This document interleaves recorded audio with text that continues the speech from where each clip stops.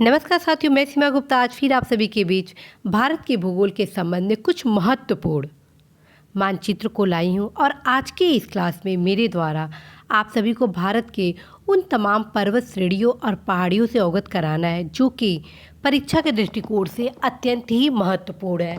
और पूर्व के क्लासों में मेरे द्वारा आप सभी को विभिन्न प्रकार के मानचित्रों से अवगत कराया गया और इससे 2 क्लास पहले आप लोगों को पर्वत श्रेणियों और पहाड़ियों से भी अवगत कराया गया था। आज मेरे द्वारा आप सभी को भारत के नॉर्थ ईस्ट और साउथ के कुछ महत्वपूर्ण पहाड़ियों से श्रेणियों से अवगत कराया जाएगा जो कि परीक्षा के दृष्टिकोण से अत्यंत ही महत्वपूर्ण है। जी हाँ साथियों, तो आइए हम पहले चलते हैं नॉर्थ ईस्ट के महत्वपूर्ण पहाड़ियों पर और सबसे पहले चलते हैं खासी की पहाड़ियों पर।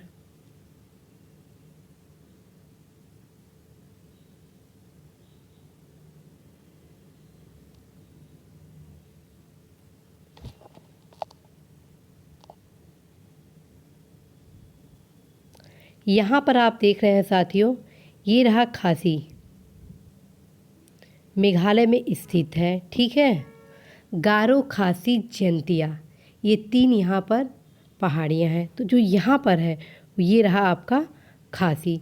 इसके बारे में क्या क्या पूछा जाएगा? सबसे पहले पूछा जाएगा कि यह किस राज्य में स्थित है। पहला क्वेश्चन बनेगा इससे कि यह किस राज्य में स्थित है। तो आप देख रहे हैं कि यह मेघालय राज्य में स्थित है, तो उत्तर हो जाएगा मेघालय। दूसरा पूछेगा यह किस पठार पर स्थित है, तो हो जाएगा मेघालय के पठार पर स्थित है। फिर तीसरा क्वेश्चन बनेगा कि खासी की पहाड़ियों का जो सर्वोच्च स्थान है, तो खासी पहाड़ी ही रहेगा क्योंकि वो मेघालय पठार का जो सर्वोच्च स्थान है वो ऑलरेडी खासी पहाड़ी में ही है। तो ये सब चीज़ आप ज़रूर ही याद करेंगे और इसको ध्यान में रखेंगे। मेघालय की राजधानी शिलांग नगर तथा संसार में सबसे अधिक वर्षा रिकॉर्ड करने वाले शिलांग, बिलेन नगर, नोंगपो, चेरापूंजी तथा मासिन राम स्थान खासी पर्वत श्रेणी में ही स्थित है। जी हाँ साथियों, सर्वाधिक वर्षा वाला स्थान इस क्षेत्र को माना जाता है। अब विश्व का जो सबसे ज़्यादा वर्षा का रिकॉर्ड है मासिन राम यहीं पर स्थित है। तो आप इन सभी फैक्ट को अवश्य ही ध्यान रखेंगे। तो खासी की पहाड़ियाँ यहाँ पर कंप्लीट हो गई। अब आते हैं हम जयंतियों की पहाड़ियों पर। जी हाँ साथियों, अब हम आते हैं यहाँ पर जयंतिया की। ये आप देख रहे हैं जयंतिया की पहाड़ियाँ।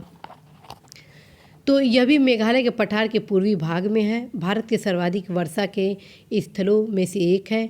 यहाँ जयंतिया जनजाति रहती है जो यहाँ झूम खेती के लिए काफ़ी प्रसिद्ध है। तो आपका यहाँ पर 2 पर्वत क्लियर हो गया, पहाड़ियाँ क्लियर हो गया। कौन कौन सा? खासी पहाड़ियाँ का क्लियर हो गया, दूसरा जयंतिया। अब तीसरा आते हैं रंगमा हिल। जी हाँ साथियों, तीसरा आते हैं रंगमा हिल। अब हम मेघालय से आगे बढ़ेंगे और असम की ओर बढ़ेंगे, अर्थात रंगमा हिल यहाँ आप देख रहे हैं। ये रहा रंगमा हिल, ये आपके असम में स्थित है। यह नवीन बलित पर्वत श्रेणी का उदाहरण है। यह पूर्वी हिमालय का भाग है। इस पर बांस एवं ताड़ वृक्षों की भरमार है। इसके ढालों पर अनेक जनजाति अधिवासित करती है। तो साथियों, खासी की पहाड़ियाँ, जयंतिया की पहाड़ियाँ दोनों मेघालय में थी, रंगमा हिल असम में है। ठीक, अब हम आते हैं बैरल हिल। जी हाँ साथियों, अब हम आते हैं बैरल हिल।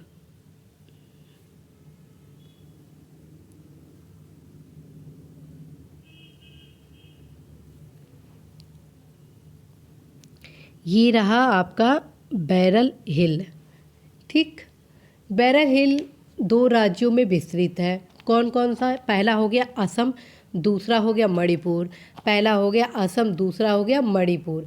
और ख़ास बात है कि बैरल हिल असम एवं मणिपुर की सीमा पर विस्तृत है। ठीक, तो ये चीज़ आप ज़रूर याद करेंगे।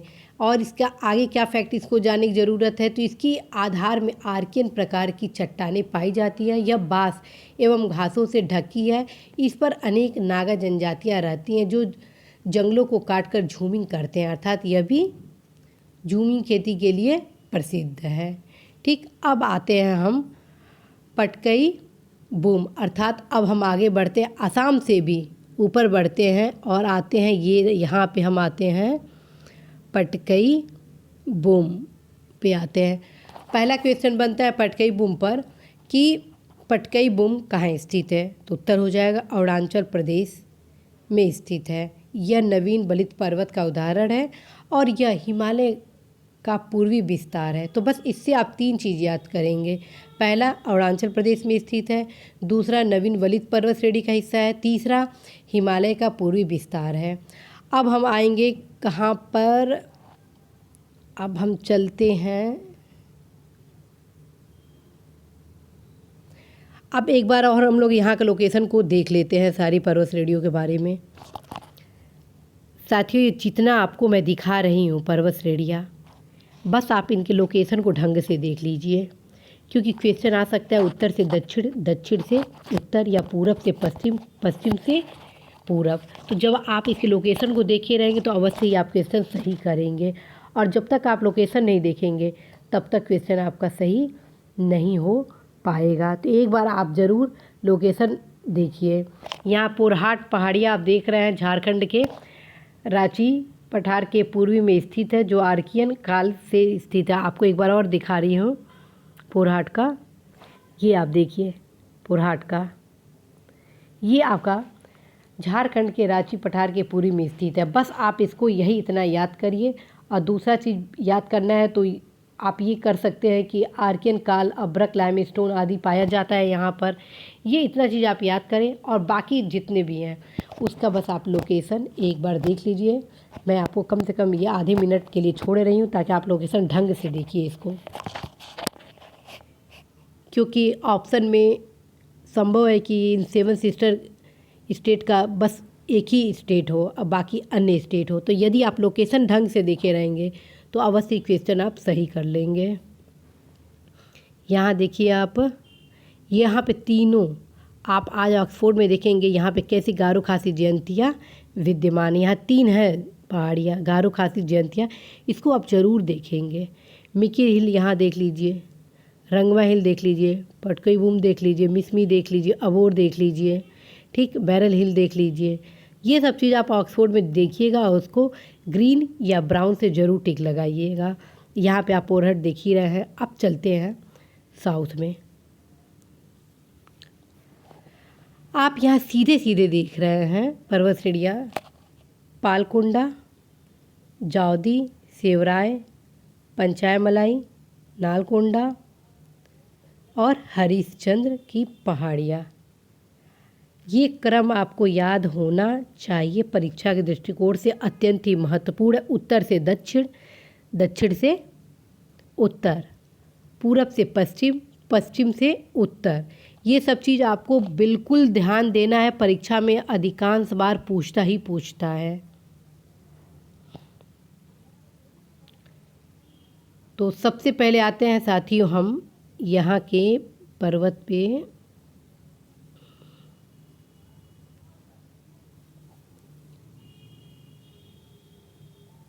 पंचायमलाई हिल पे आते हैं। पहला क्वेश्चन इससे बनेगा कि ये किस राज्य में है। उत्तर होगा इसका तमिलनाडु। साथियों देखिए ये कहाँ पे है, इसका लोकेशन यहाँ देख रहे हैं, तमिलनाडु। तो तमिलनाडु में पंचायमलाई की पहाड़ियाँ है, ठीक, जो पूर्वी घाट का एक भाग है। ठीक है, ये भी क्वेश्चन बन सकता है किस घाट का, तो पूर्वी घाट का, न कि पश्चिम घाट का। इससे कुलार एवं बिलिंडर नदियाँ जल पाती हैं, ठीक, मानसूनी वनों से ढकी है और लिग्नाइट किस्म का कोयला यहाँ पाया जाता है, ठीक। तो आप इससे मात्र 2 फैक्ट याद करेंगे। पहला, तमिलनाडु में विस्तृत है, पूर्वी घाट का हिस्सा है। और भी अतिरिक्त नॉलेज इससे लेना चाहते हैं तो इसमें आप देख लीजिए, कुलार और बिलिंडर नदियाँ जल यहाँ से पाती हैं। 3 फैक्ट याद करिए। और चौथा ये हो गया कि लिग्नाइट किस्म का कोयला पाया जाता है, चूँकि तमिलनाडु में लिग्नाइट प्रकार का कोयला ही मैक्सिमम पाया जाता है। अब हम चलते हैं सेवराय और जावदी हिल पे।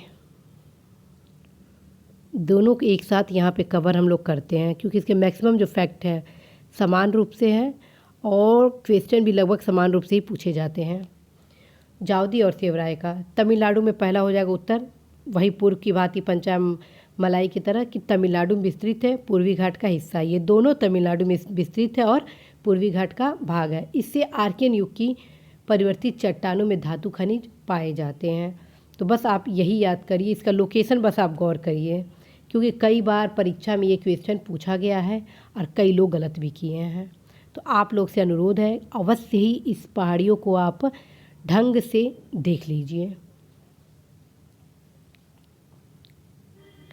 अब चलते हैं पालकोंडा हिल पर। पालकोंडा में क्या क्या करना होगा? पहला एक राज्य देखेंगे, किस राज्य में है? तो ये आंध्र प्रदेश में स्थित है। दूसरा, पूर्वी घाट का ये हिस्सा है, ठीक। और इसमें धातु और अधातु खनिजों का व्यापक भंडार पाया जाता है।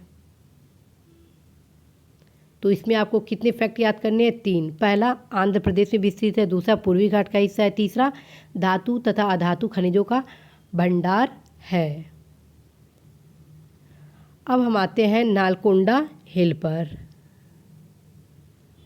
नालकोंडा में क्या रहेगा? पुनः किस राज्य में? तो आंध्र प्रदेश में। दूसरा फैक्ट, पूर्वी घाट में, ठीक।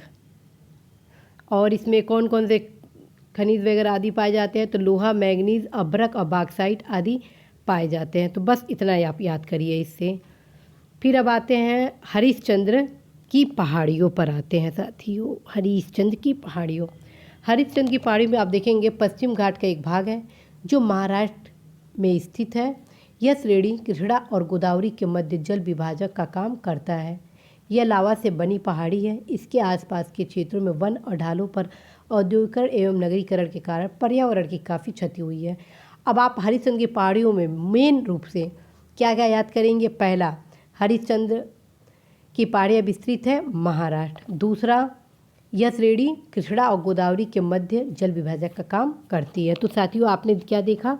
सबसे उत्तर में नालकोंडा, ठीक। फिर उसके बाद आपका ये हरिश्चंद्र, फिर पालकोंडा, फिर जावदी, फिर सेवराय, फिर पंचायम मलाई। तो यह पूरा क्रम आप इसको अच्छे से याद करिए। जब तक आप याद नहीं करेंगे तब तक काम नहीं बनेगा साथियों।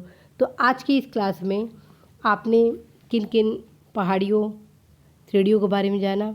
तो साथियों, आपने जाना खासी की पहाड़ी, जयंता की पहाड़ी, रंगमा हिल, बैरल हिल, पटकई बूम, नालकोंडा, पालकोंडा, पंचायमलाई की पहाड़ी, जावदी, शेवराय, हरिश्चंद्र और पुरहाट की पहाड़ियों। तो साथियों, आशा है कि आपको यह क्लास बहुत ही अच्छा लगा होगा। साथ में इस क्लास के साथ जाते जाते आप सभी को यही दिशा निर्देश देना है कि जब तक आप मानचित्र पे अपनी पकड़ को मजबूत नहीं करेंगे तब तक भूगोल में आप बेहतर अंक नहीं प्राप्त करेंगे। साथियों, आप सभी को बताना है कि भूगोल से जितने भी क्वेश्चन आते हैं उनमें लगभग 60 to 70% क्वेश्चन मानचित्र पर आधारित होते हैं। यदि आप मानचित्र को गहन रूप से देखे रहते हैं तो निश्चित रूप से भूगोल से कोई भी क्वेश्चन आपका गलत नहीं होगा। अतः इस क्लास को मैं अंत करूं उसके पूर्व आप सभी को यह बताना है कि आप अवश्य ऑक्सफोर्ड टीटी के मैप 2 अपने घर पे अवश्य ही रख लें, और जितना भी मेरे द्वारा क्लास आप सभी को प्रोवाइड कराया जा रहा है वह सभी आप सेम डे आप ज़रूर अपने मैप से देखें। जब तक आप देखेंगे नहीं तब तक कंप्लीट नहीं होगा। और एक टिप्स ये देना है कि जितनी पहाड़ियाँ हैं उनको एक आप अलग कलर से रंगना शुरू कर दें। नदियों को अपने हाथ से एक अलग कलर से कलर करना शुरू कर दें। ये ना सोचें कि मैप मेरा गंदा हो जाएगा, ये ना सोचें कि आपका किताब गंदा हो जाएगा, क्योंकि किताब आपके पढ़ने के लिए है, उसको संरक्षित करने के लिए नहीं है। आप अवश्य ही अपने मैप वाले किताब पर जब तक कलर नहीं करेंगे, प्रैक्टिस नहीं करेंगे, तब तक आपकी तैयारी कंप्लीट नहीं होगी। साथियों, मेरे द्वारा कई मानचित्र से संबंधित किताब टीटी के लगभग 2 से 3 थे, ऑक्सफोर्ड के 2 से 3 थे। मैं खूब कलर करती थी, अलग अलग जितने भी पर्वत है उसको एक कलर से कर देती थी, जितनी नदियाँ हैं उसको एक कलर से कर देती थी, जितने भी शहर थे उनको एक अलग कलर से कर देती थी, कैपिटल को एक अलग कलर से कर देती थी, जो भी बॉर्डर है उनको एक अलग कलर से कर देती थी, और देखती थी कि किस किस राज्य से किस किस का सीमा लग रहा है। इस तरह मैं जब मैप में करती थी कब मानचित्र से संबंधित पकड़ मेरी मजबूत हो गई, मुझे खुद ही नहीं पता चला। और ऐसा कोई क्वेश्चन नहीं होता था कि मैं जीएस में गलत करूं। तो साथियों, मैं चाहती हूं कि आप सभी अपनी प्रतियोगिता में पूर्णतया तैयार रहें और कहीं से कोई कमी ना रहे। तो ज़रूर आप अपने मानचित्र पर पकड़ को मजबूत करें और जो दिशा निर्देश मेरे द्वारा दिया जा रहा है उसका आप अवश्य ही पालन करें। तो इसी आशा संदेश के साथ कि आपको यह क्लास अच्छा लगा होगा, आप अवश्य ही आज ऑक्सफोर्ड टीटीके से इस मानचित्र को ज़रूर रिपीट करेंगे और जो मेरे द्वारा पूर्व में 8 क्लास लिए गए हैं उसका भी आप अवश्य ही इस वीकेंड पर अभ्यास करेंगे। तो साथियों, इसी आशा के साथ मैं सीमा गुप्ता आज फिर आप सभी से विदा लेती हूँ। नमस्कार।